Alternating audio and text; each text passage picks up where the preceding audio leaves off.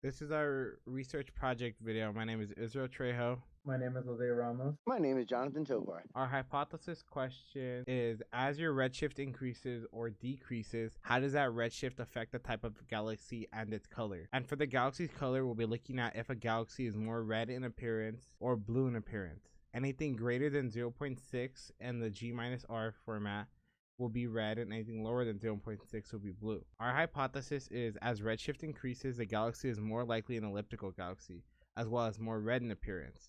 And as redshift decreases, the galaxy is more likely to be spiral, as well as more blue in appearance. These figures on the side represent the different kinds of galaxies and colors we will be observing.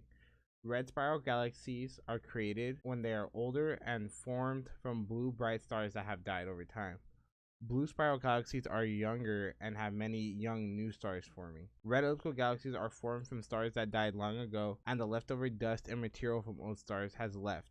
So without the formation of these new stars or young new blue stars, elliptical galaxies begin to look red or yellowish in color. For blue elliptical galaxies, they form from young massive blue stars, which allow blue and ultraviolet light in the elliptical galaxy to show, causing their blue appearance. In our data, we have about 20,000 galaxies total. Out of the 20,000 galaxies, 13,343 are known galaxies. This will be separated into two galaxies, spiral and elliptical galaxies, and their color will be red or blue.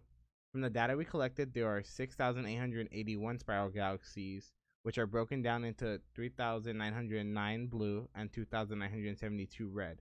There are 2,509 elliptical galaxies, and 22 are blue, while 2,487 are red. There are also 6,657 unknown galaxies to us.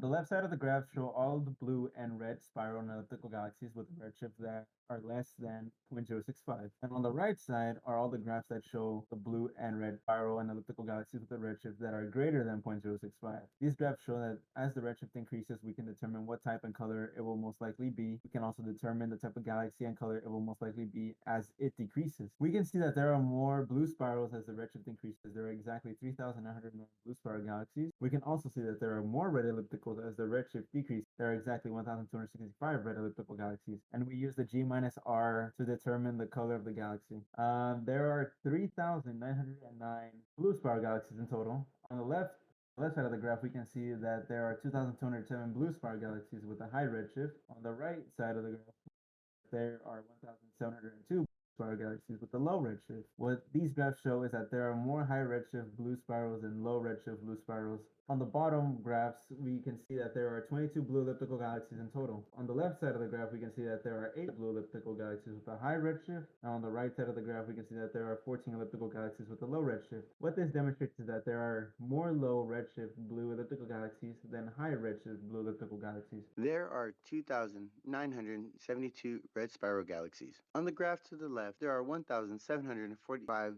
red spiral galaxies with a high redshift. On the graph to the right, there are 1,227 red spiral galaxies with a low redshift. What this shows is that there are more high redshift red spiral galaxies than there are low redshift red spiral galaxies. On the bottom, there are 2,487 red elliptical galaxies. On the graph to the left, we see that there are 1,222 red elliptical galaxies with a high redshift.